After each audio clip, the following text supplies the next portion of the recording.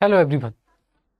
Tariffs 25%, sanctions on 6 companies, penalties extra on India, and a sweet, sweet trade deal with a promise to dig up the oil reserves with Pakistan. 2.5 lakh crore रुपए रातों रात India से जाते हुए दिख रहे हैं because of this 25% tariff plus penalty. $500 billion हमें अपना ट्रेड रिलेशन करना था अमेरिका के साथ बाय 2030, शायद वो भी हाथ से फिसलता दिख रहा है। With extra supports being provided to Pakistan ताकि वो अपनी इकोनॉमी को दोबारा से शुरू कर सके with favourable market practices and favourable market tariff rates for Pakistan. तो कहाँ लाई कर रहे हैं हम लोग? कितना बड़ा नुकसान ये हो सकता है अगर काउंटर प्रोडक्टिव मेजर्स नहीं लिए गए by the government of India. So we are also waiting कि क्योंकि टैरिफ तो कल से चालू हो जाएंगे, तो वी आर ऑल्सो वेटिंग कि कब अमेरिका का डेलीगेशन यहाँ आता है और हम अपने ट्रेड टॉक्स को थोड़ा तेज़ी से इंडिया के फेवर में आगे बढ़ा सकते हैं। So we are really in a catch 22 situation, एक तरफ कुआं एक तरफ खाई।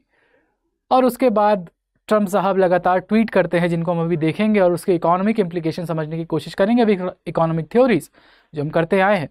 सो welcome everyone, I am Rishabh, I am economics optional faculty here. आज का हमारा टॉपिक है Trump betrays India, 25% tariff bomb drops but Pakistan wins big, actually very big, बहुत बड़ा विन है पाकिस्तान के लिए। आगे बढ़ने से पहले, क्योंकि आज लास्ट डेट है सेल की और आज ही के दिन से हमारा माइक्रो इकोनॉमिक्स का ओरिएंटेशन बैच शुरू हुआ है, यानी 31 जुलाई को। So this is your last chance, today is your last chance, remember this. एक हाई स्कोरिंग ऑप्शनल के लिए अपने आप को एनरोल करने का। तो अगर आपने ऑप्शनल नहीं लिया है और आप 335 जैसे हाईएस्ट स्कोर को प्राप्त करना चाहते हैं ऑप्शनल में, 215 जैसा हाईएस्ट स्कोर प्राप्त करना चाहते हैं इंटरव्यू में, पिछले 10 साल में हाईएस्ट परफॉर्मिंग ऑप्शनल चाहते हैं, तो इकोनॉमिक्स ऑप्शनल आपके लिए है। और क्योंकि हम ट्रेड डील्स के बारे में बात कर रहे हैं, तो जितना आप इकोनॉमी पढ़ते जाएंगे उतना थ्योरीज की वजह से आपको वाइज एंड हाउस समझ में आएगा ग्लोबल ऑर्डर का, और हम कहाँ स्टैंड करते हैं और कैसे इंप्रूव कर सकते हैं वो भी। तो अगर आप इंडिया को एक डेवलप्ड नेशन बनाना चाहते हैं, बेहतर पॉलिसी मेकर बनना चाहते हैं, और प्रीलिम्स से इंटरव्यू तक सबसे ज़्यादा ओवरलैप्स वाले, सिर्फ प्रीलिम्स मेंस नहीं, प्रीलिम्स से इंटरव्यू तक सबसे ज़्यादा ओवरलैप वाला ऑप्शनल चाहते हैं, तो इकोनॉमिक्स ऑप्शनल आपके लिए है। So if you enrol for platinum batch you will get 3 NCERT plus prelims test series. तो दैट्स वाई ये डबल धमाका सेल है, ऐसा बहुत ही कम होता है, ये डबल धमाका सेल है। तो प्लैटिनम बैच में अगर आप एनरोल करेंगे तो ना सिर्फ आपको mentorship support, test series for optional और लाइव क्लासेस विथ नोट्स मिलेंगे, बल्कि साथ ही साथ आपको NCERT और प्री टेस्ट सीरीज भी मिलेगा। लेट मत करो, कल हमारा ओरिएंटेशन सेशन है फिर से। सो डू टेक एडमिशन, और कोई दिक्कत है तुरंत with your doubts and share your contact details to me here on my Instagram and Telegram channel। Search करना Hipponomics and you will get there. इस सेशन के PDF भी आपको वहीं मिलेंगे। कोई भी दिक्कत है आपको एडमिशन लेने में, आपको सिर्फ एक चीज़ याद रखनी है, you will have to use the code HS Live to get maximum highest discount possible in this sale. आज लास्ट डेट है, by the time this video releases जल्दी करना होगा आपको। जो भी दिक्कत है तुरंत रीच आउट करो। Now moving forward, these are some of the tweets of Donald Trump, और इसके इम्प्लीकेशन समझाता हूं मैं। Remember, while India is our friend, we have over the years done relatively little business with them, and because their tariffs are far too high, among the highest in the world. The messiah of so-called free trade, Donald Trump, and they have the most strenuous and obnoxious non-monetary trade barriers of any country. Also, they have always bought a vast majority of their military equipment from Russia. तो दो problem आपको दिखेगी, पहला higher tax tariff और higher tariff on US goods. Second, good economic and strategic relation with Russia. और ये दोनों ही चीज़ mister Donald Trump को पसंद नहीं आ रही है. And along with China, India is the largest buyer of energy from Russia, and in a way India is helping to not stop the war and not stop the killings in Ukraine. ये वही बात है कि Israel को कभी कुछ नहीं बोलना है. ठीक है, इंडिया इज़राइल का रिलेशन बहुत अच्छा है. मिलिट्री इक्विपमेंट्स में इज़राइल सेकंड थर्ड नंबर पे है इंडिया के साथ. इज़राइल की ही मिसाइल्स का यूज़ करके हमने सम ऑफ द मिसाइल्स इज़राइल की यूज़ करके हमने ऑपरेशन सिंदूर को अंजाम दिया था. पॉजिटिव रिजल्ट्स भी आए थे. सो ये सिलेक्टिव बार्गेनिंग टैक्टिक्स जो यूज़ की जा रही हैं फ्रॉम द यूएस, और सीधे सीधे इंडिया के ऊपर लगाया गया है 25% का टैरिफ, और उसके साथ साथ penalty for the above means for having good strategic relation and buying approximately 40% of our oil from Russia. तो इतना टैरिफ, उसके ऊपर पेनल्टी स्टार्टिंग फ्रॉम अगस्त 1. और वो यहीं नहीं रुकते हैं, फिर वो आगे भी बढ़ते हैं और कहते हैं कि I don't care what India does with Russia, but they can take the dead economies, very important, dead economies down together. For all I care, we have done very little business with India. Their tariffs are high, among the highest in the world. Likewise, Russia and US do almost no business together. Let's keep it that way and tell Medvedev, the failed former president of Russia, who thinks he is still president, to watch his words because he said something. तो सिर्फ दिक्कत ये नहीं है कि हम tariff high रखें, दिक्कत ये भी है कि हम रशिया के साथ अपने रिलेशंस को कुछ ज़्यादा ही स्ट्रॉन्ग करते जा रहे हैं.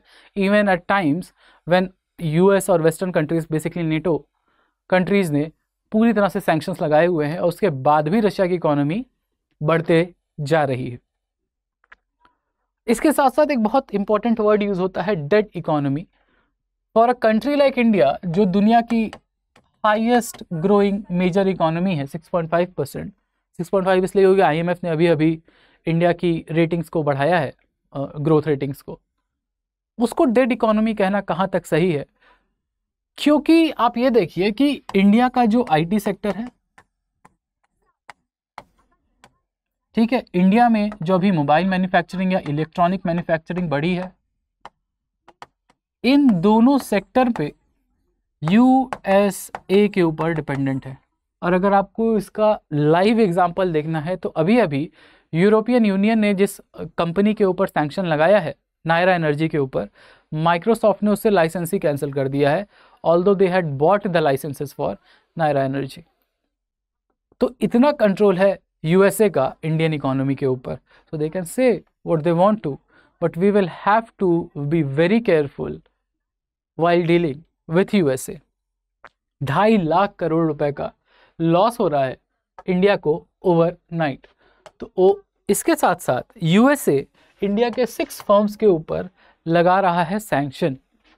6 फर्म्स के ऊपर सैंक्शन लगा रहा है, लगभग $221 मिलियन के पेट्रोलियम प्रोडक्ट्स के ऊपर, क्योंकि ये 6 फर्म्स ईरान के साथ ट्रेड करते थे. और इसमें सबसे बड़ा नाम है all chemical solution, $84 million, global industrial chemicals, $51 million. Why? Because they were trading with Iran. Iran and Russia both being adversaries of USA. ठीक है, तो अब इसके कॉन्सिक्वेंसेस समझते हैं कि क्या कॉन्सिक्वेंसेस हो सकते हैं. बट उससे पहले लेट्स टॉक अबाउट कि जिन सेक्टर्स में US के साथ इंडिया का ट्रेड रिलेशन है वो कैसे इम्पैक्ट हो सकता है. प्लस एक बात याद रहे कि 40 out of the total exports, 40% of export to US is textile, और textile is the very MSME based business. MSME होगा तो मतलब ये लेबर इंटेंसिव बिजनेस है. अगर टेक्सटाइल का बिजनेस हैम्पर होता है, टेक्सटाइल का एक्सपोर्ट हैम्पर होता है, तो इंडिया में जो जॉबलेस ग्रोथ है या अनएम्प्लॉयमेंट की प्रॉब्लम है वो और बढ़ सकती है. Big reason to worry. Then हम इलेक्ट्रॉनिक्स की अगर बात करें, $11 बिलियन की एक्सपोर्ट वैल्यू है, और ये हाई वल्नरेबिलिटी है। Why? Because it is a very price sensitive domain, plus our dependence for electronics on the western countries, USA, वो बहुत ज़्यादा है, तो इट्स हाईली वल्नरेबल। इसी के साथ साथ फार्मास्यूटिकल्स की अगर बात करें तो 40% तो ये हो गया। Out of all the pharmaceutical exports 30% of export goes to USA, यानी USA is our single largest pharmaceutical importer, लगभग $8 बिलियन का। तो इलेक्ट्रॉनिक्स से भी ज़्यादा हाई वल्नरेबिलिटी, क्रिटिकल वल्नरेबिलिटी हमको दिखाई देती है फार्मास्यूटिकल सेक्टर में। और इतना जल्दी भी हम लोग को टाइम नहीं मिलने वाला है कि हम तुरंत डाइवर्सिफाई कर लेंगे अपने एक्सपोर्ट मार्केट को, वो भी 30% के लिए। सोचो, तो 30% मार्केट इम्पैक्ट होगा फार्मास्यूटिकल कंपनीज का। और अगर देखा जाए तो न्यूक्लियर रिएक्टर्स एंड मशीनरी, क्योंकि इंडिया अब non fossil fuel based energy की तरफ बढ़ रहा है अपने पावर जनरेशन के लिए, तो apart from solar, hydro electric and wind power, nuclear is also a very very important fuel for long term sustained clean energy generation.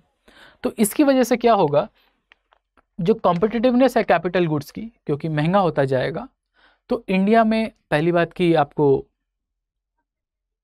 US का इन्वेस्टमेंट कम होगा। और इंडिया के द्वारा, क्योंकि इंडिया यूएस में एक डील हुई थी एक ज़माने में कभी, तो जो मशीनरी वहाँ से आ रही है और जो मशीनरी या पार्ट्स यहाँ इंडिया से बन के जा रहे हैं, दोनों महंगे हो गए। ऐसा समझो कि some parts are made in India then exported to US, assembled there, और वो असेंबल्ड पूरा का पूरा सिस्टम इंडिया वापस आता है। ये डिफेंस में भी इंडिया करता है। जैसे अपाचे हेलीकॉप्टर्स आए थे, तो अपाचे हेलीकॉप्टर्स के कई इक्विपमेंट इंडिया में बन के गए थे, फिर वो यूएस में असेंबल हुए बाकी कंपोनेंट्स के साथ, और फिर वापस इंपोर्ट हुए। तो अगर ये एक्सपोर्ट करना, मॉड्यूल एक्सपोर्ट करना महंगा होगा, तो overall reactors, overall nuclear power India में महंगी होगी because of cost of production going high.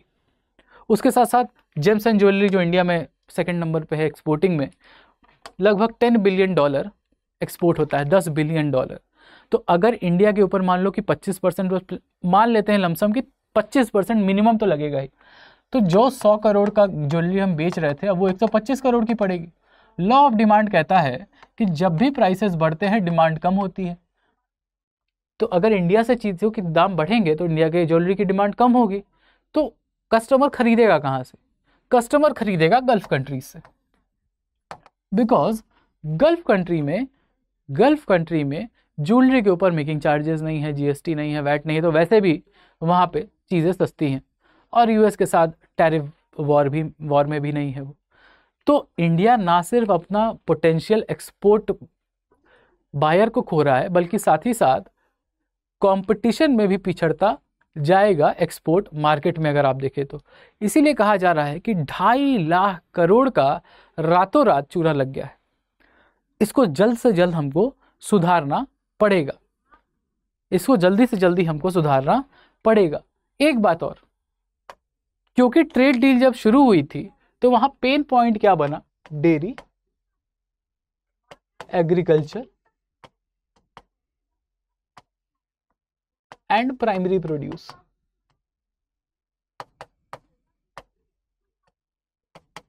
US का कहना है कि हमको फुल मार्केट एक्सेस चाहिए, फुल मार्केट एक्सेस। इंडिया का कहना है कि नहीं, इंडिया का कहना है कि no, we will not give you full market access, क्योंकि हमें अपने वल्नरेबल सेक्शन जो कि है फार्मर, डेयरी फार्मर, उनको प्रोटेक्ट करना है। ज़रूरी है, बिल्कुल ज़रूरी है। नहीं तो अगर कंपटीशन यूएस से आ गया, जो कि कैपिटल इंटेंसिव मार्केट है, वहाँ पैसा लगाने से चूकते नहीं है लोग, और यहाँ India is a capital scarce country, capital availability कम है, मतलब पैसे की कमी कम है, लेबर इंटेंसिव सेक्टर है, तो कम्पीट नहीं कर पाएगा, ख़त्म हो जाएगा मार्केट। ऑलरेडी जो जॉबलेस ग्रोथ है, लैक ऑफ इनकम इंक्रीज़ है, वेज इंक्रीज़ नहीं हो रहा है, वो और सीवियरली हिट करेगा इंडिया को। इसीलिए डोनाल्ड ट्रंप बोलते हैं dead economy, because our wages are stagnant, we are not innovating, we are not producing new products, we are far behind in AI.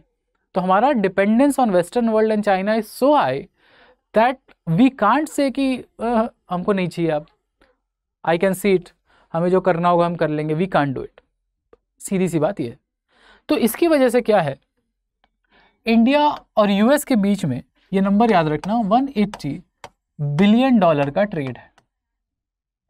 With the trade deal, अगर trade deal हो जाती है US के साथ, India US, तो इसका potential है कि ये बढ़ करके $500 बिलियन बाय 2030 हो जाएगा, जो इंडिया को चाहिए। India wants its export to grow, क्योंकि $500 बिलियन अगर बढ़ता है तो जीडीपी बढ़ाने में लगभग मदद करेगा ये, जितना ये आपका बिलियन डॉलर ये आपका ग्रोथ होगी एक्सपोर्ट में, because export is a component of calculation of GDP. GDP is equal to C+I+G+NX, यानी नेट एक्सपोर्ट अगर आपका बढ़ेगा तो जीडीपी भी आपकी ज़्यादा तेज़ी से बढ़ेगी, और एक्सपोर्ट मार्केट में या export supply chain, global supply chain ecosystem में इंडियन मेड प्रोडक्ट्स की डिमांड भी बढ़ेगी। ठीक, बट यहाँ पे ही कहानी नहीं रुक रही है, कहानी आगे बढ़ती है। कहानी आगे बढ़ती ये है कि डोनाल्ड जे ट्रम्प कहते हैं कि we are very busy in White House today making trade deals. यहाँ इंडिया का नाम आएगा नहीं, बट और ये यहाँ कहते हैं कि हम यूनाइटेड स्टेट्स को खुश करने में, for making United States extremely happy, nations are willing to do trade deals, और अभी मेरी साउथ कोरियन ट्रेड डेलीगेशन के साथ मीटिंग है, but we have just concluded a deal with country of Pakistan. बाजी मार गया पाकिस्तान, और इसका इम्प्लीकेशन अभी समझाते हैं। Whereby Pakistan and the United States will work together on developing their massive oil reserves, जो कि पाकिस्तान कहता है लगभग 500 million barrel of oil we have found. ठीक, and in the process of choosing the oil company that will lead this partnership, who knows, maybe they will be selling oil to India someday. Now this is a very big statement कि American companies will invest in Pakistan, and Donald Trump का कहना है कि पाकिस्तान में जो oil मिला है, ये अमेरिकन कंपनीज ये पाकिस्तानी ऑयल को who knows इंडिया को बेचेंगी। Why? Because India needs oil, और जैसे जैसे सैंक्शंस बढ़ते जाएंगे, सोच के देखो, हम रशिया से ऑयल खरीद रहे हैं 40%, सैंक्शंस और बढ़ेंगे, कड़क होंगे, तो इंडिया को अपना ऑयल इंपोर्ट कम करना होगा रशिया के साथ। ठीक है, कम करना होगा रशिया के साथ, तो डिपेंडेंस कहीं तो जाएगी। ईरान से खरीद नहीं सकते, गल्फ कंट्रीज से महंगा पड़ेगा, कहाँ जाएंगे? तो ये कहना है, ये एक तरह की धमकी है फ्रॉम डोनाल्ड ट्रंप। आगे देखा जाए अगर, तुरंत इसके साथ ही प्राइम मिनिस्टर ऑफ पाकिस्तान का एक ट्वीट आता है, I wish to convey my profound thanks to President Trump for his leadership role in finalisation of historic US partnership Pakistan trade agreement successfully concluded by our two sides in Washington last night. Landmark deal will enhance our growing cooperation so as to expand the frontiers of enduring partnership in days to comply. Now Pakistan has both the allies. ठीक है, तो पहले हम ये देख लेते हैं कि यूएस पाकिस्तान के बीच में जो डील हुई है उससे फ़ायदा क्या होगा। सबसे पहले reduce reciprocal tariff on Pakistan, यानी पाकिस्तान की इकोनॉमी जो भी सफ़र कर रही है उसके एक्सपोर्ट को कॉम्पिटिटिव बनाएगा ये ट्रेड डील। प्लस ये देखा गया है कि जिसके साथ भी यूएस का थोड़ा मधुर संबंध हो जाता है वो बहुत हेल्प करता है फिर उस कंट्री को। ठीक, और खासकर India being adversary, although a friend but an adversary, frenemy type का सिचुएशन है यूएस के साथ इंडिया का, तो इंडिया को कंट्रोल करने के लिए एज अ रिमोट कंट्रोल भी काम करता है। Because India has a strategic position, India strategic autonomy is important, our own people are important, but for Pakistan it is not. तो कोई भी ट्रेड डील साइन तो कर ही लेगा। US collaboration in developing Pakistan massive oil reserve with the help of American companies, India के नाक के नीचे हो रहा है ये सब। इंक्रीज्ड यूएस इन्वेस्टमेंट इन पाकिस्तान इंफ्रास्ट्रक्चर डेवलपमेंट। अब सोचो कि चाइना ऑलरेडी पाकिस्तान का इंफ्रा बनाने में हेल्प करता है, मिलिट्री इक्विपमेंट सप्लाई करता है। Now US is again on Pakistani soil. Pakistan एक ऐसा कंट्री, सोचो कि चाइना खुद यूएस का एडवर्सरी है, पाकिस्तान की दोस्ती चाइना के साथ है, नो प्रॉब्लम विद दैट, और चाइना में और पाकिस्तान में और इन्वेस्ट भी कर रहा है यूएस। बट इंडिया, क्योंकि रशिया ऑब्वियसली यूएस का एडवर्सरी है और इंडिया रशिया में रिलेशन अच्छे है, तो they are not liking it. So it's double standards. ये प्रेशर टैक्टिक है इंडिया का ओवरऑल इकोनॉमी को थोड़ा हिलाने का।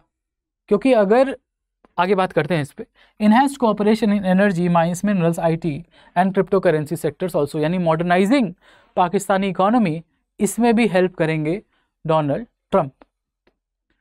ट्रंप इसमें भी हेल्प करेंगे। तो ना सिर्फ एक्सपोर्ट मार्केट, इंफ्रा डेवलपमेंट, बल्कि ऑयल रिजर्व मिलने की वजह से पाकिस्तान इकोनॉमी को एक किक स्टार्ट, एक बूस्ट मिल सकता है to grow further and further and further and further. और दुनिया की दो सबसे बड़ी इकोनॉमी यूएस और चाइना, दोनों पाकिस्तान में इन्वेस्ट करने जा रही हैं। और सुनो, क्योंकि चाइना के ऊपर टैरिफ बहुत ज़्यादा है और चाइना और पाकिस्तान के बीच में रिलेशन अच्छे हैं।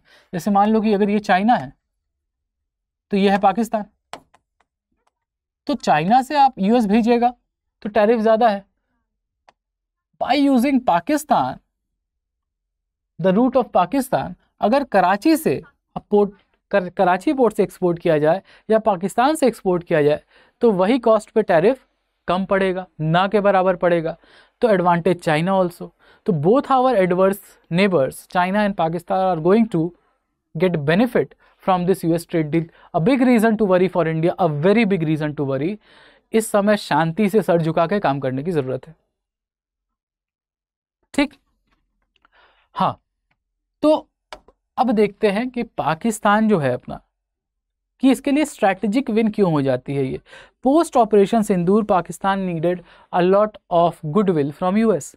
तो पहला गुडविल इसको कहाँ मिला?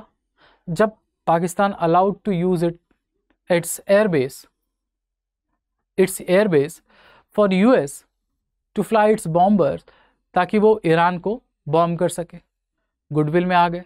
और now US is willing to do anything and everything for Pakistan. इसके अलावा ब्रिक्स की वजह से यूएस इज एंग्री और लेट्स से अनॉयड, क्योंकि ब्रिक्स लगातार आगे बढ़ रहा है, ब्रिक्स करेंसी की बात हो रही है और दोनों ही वजह से यूएस प्रेशर डालना चाहता है ब्रिक्स कंट्रीज के ऊपर किसी भी तरह।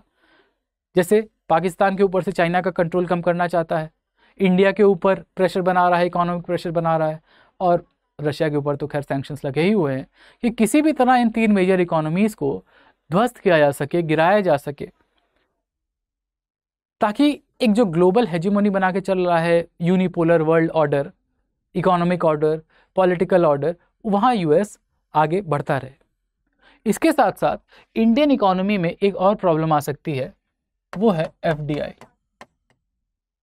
ठीक है, क्योंकि जब भी एक मेजर कंट्री एक स्मॉल कंट्री के ऊपर, एक इकोनॉमिक थ्योरी बता रहे हैं, मेजर कंट्री एक स्मॉल कंट्री, जैसे इंडिया का इकोनॉमी यूएस से कंपैरिजन में 1/7, ठीक है, 1/7, 4 है उनकी 28 है।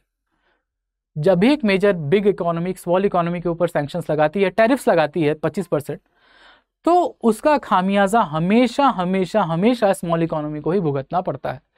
Although global trade suffers, yes it does, एक डेडवेट लॉस होता है, सरप्लस का लॉस होता है, बट सफरिंग जो है, ये जो लॉस है, ये जो सफरिंग है, वो ज़्यादा किसकी होती है?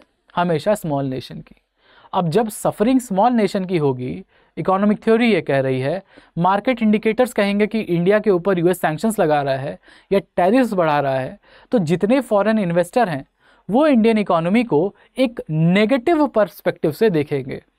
अगर ये नेगेटिव सेंटिमेंट हो गया, क्योंकि अभी इंडिया को लेके सेंटिमेंट अच्छा है कि फास्टेस्ट ग्रोइंग मेजर इकोनॉमी 6.5% पे ग्रो कर रही है, बट इन केस जैसे यूएस प्रेसिडेंट ने डायरेक्ट अटैक किया है डेड इकोनॉमी बोल के, तो इससे मार्केट में इंडिकेशन जाएगा खराब।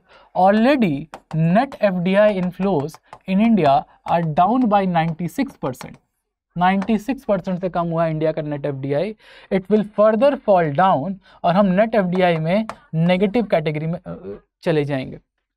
और India at the current juncture, क्योंकि हम मैन्युफैक्चरिंग के ऊपर फोकस कर रहे हैं, we need a lot of capital and lot of foreign capital and technology to improve our production lines, to improve our technology, to be one of the front runners in EV manufacturing, EV batteries, electronics, Apple की manufacturing है, आज 20% localisation है, उसको बढ़ा के 30 से 35% अगर 2030 तक करना है, तो उन सब में फॉरेन डायरेक्ट इन्वेस्टमेंट लगेगा। और इंडियन इकोनॉमी के ऊपर अगर यूएस प्रेसिडेंट की नज़र खराब हो गई तो market indication will be very bad. तो जो आज 6.5% major fastest growing major economy लेके हम चल रहे हैं, उस पर इम्पैक्ट पड़ जाएगा। इंडिया की शॉर्ट टर्म और लॉन्ग टर्म दोनों ग्रोथ के ऊपर असर पड़ेगा। So what can be done? अभी दो चीज़ें होने वाली हैं, यूएस डेलीगेशन आने वाला है और उसके बाद क्वाड की मीटिंग होने वाली है। India has to work, sit down and work with US so that we can get a trade deal which is favourable for us without annoying mister Donald Trump. सीधी सी बात है। अब क्या करना है, कैसे करना है, the ministries will decide, but yes we will have to talk to US, नहीं तो हमारा फॉरेन इन्वेस्टमेंट कम हो जाएगा। There is always a saving investment gap in India. Credit availability की अगर बात की जाए तो वो एमएसएमईज को वैसे भी 35% कम ही मिलता है, और ये सब पैसा आता है एफडीआई से। एमएसएमईज को पैसा चाहिए, इन्वेस्टमेंट चाहिए, वो एफडीआई से ही आएगा। जो स्टार्टअप इकोसिस्टम इंडिया में चल रहा है, फॉरेन इन्वेस्टमेंट्स आ रहे हैं, एंजल इन्वेस्टर हैं, वेंचर कैपिटलिस्ट हैं, फॉरेन इन्वेस्टमेंट से आ रहा है। ये रुक गया तो इंडिया की ग्रोथ स्टोरी, आज आप जो टीसीएस में ले-ऑफ्स देख रहे हैं वो कई कंपनीज में देखे जाएंगे। So it's a very bad sign for Indian economy for the future, because we are not ready. The thing is we are not ready, we are very dependent upon global powers. अब ये भी देखते हैं कि Chetak scooter है, EV dependence हमारी China पे इतनी ज़्यादा है, बैटरी डिपेंडेंस, कि उसका प्रोडक्शन लाइन कुछ दिन के लिए बंद करना पड़ता है, बिकॉज चाइना वहाँ से सैंक्शन लगा रहा है, एक्सपोर्ट रोक रहा है। तो we will have to walk a very tight rope. अभी बहुत ही क्रिटिकल सिचुएशन है इंडिया की। So no matter what chest thumping we do, we will have to sit down, do some brainstorm and we will have to have a trade deal जहाँ पे दोनों को थोड़ी थोड़ी विन मिल जाए, because we need it, because US is our biggest trading partner. 20% export हम US को करते हैं अपना टोटल। We are export surplus with US, we can't let it go. 87-88 billion dollar सिर्फ हम एक्सपोर्ट कर देते हैं यूएस को। So we will have to see that, and with that we will stop our session here. Now the question is with you कि आपको क्या लगता है that chest thumping will do something, और we will have to do something, sit down, brainstorm, और हमें कुछ करना होगा यूएस के साथ मिल के चलना होगा। सो व्हाट, आपका ओपिनियन क्या है? आज के सेशन से आपको क्या समझ में आया? What are your opinions? Comment down, क्योंकि एक ओपन एंडेड डिबेट है। There will always be two sides. I want to know your side. आपका साइड क्या है? The middle ground, the left, the right, whatever, do comment down, क्योंकि बड़ा ही critical juncture है इंडिया के development में, लॉन्ग टर्म इकोनॉमिक डेवलपमेंट में। इसी के साथ remember, you will get high scores when you use the code HS Live for our economics optional course. जो डबल धमाका सेल हमारी आ रही है, आज खत्म हो रही है 31 जुलाई। आज से हमारा बैच स्टार्ट हो रहा है माइक्रो इकोनॉमिक्स का। कल ओरिएंटेशन सेशन है, लेट मत करो, एडमिशन लो। Thank you everyone, bye bye, have a good day. Study IQ IAS, आपका सिलेक्शन हमारा मिशन।